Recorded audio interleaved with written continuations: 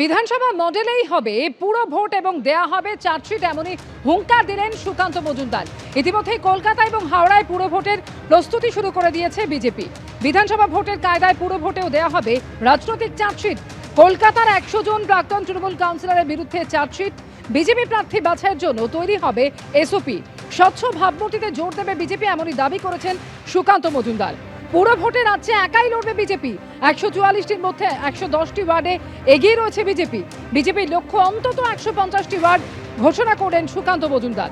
পুরো ভোটে কলকাতার দায়িত্বে সুকান্ত মজুমদার, তার সঙ্গে তাপস রায়। হাওড়ায় পুরো ভোটের দায়িত্বে রাহুল সিনহা এবং আহ্বায়ক সঞ্জয় সিং।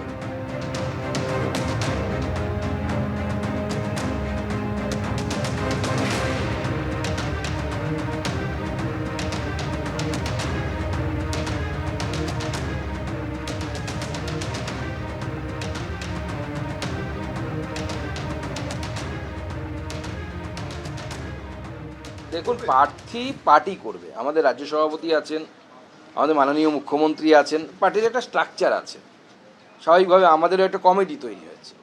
সেই কমিটি নিজ থেকে সবার সাথে আলোচনা করে নাম তুলে আনবে এবং তারপরে সেই প্রার্থী বাছাই প্রক্রিয়া অনুসারে সর্বশেষে রাজ্য সভাপতির সম্মতি অনুসারে প্রার্থী হবে। তো আমাদের রাজ্য সভাপতি বক্তব্য তো পুরো পরিষ্কার যে এই রাজ্যে কোনো শরিক দল নিয়ে আমরা ভোটে লড়িনি, আমরা এই রাজ্যে একাই লড়েছি এবং এতগুলো সিট পেয়েছি।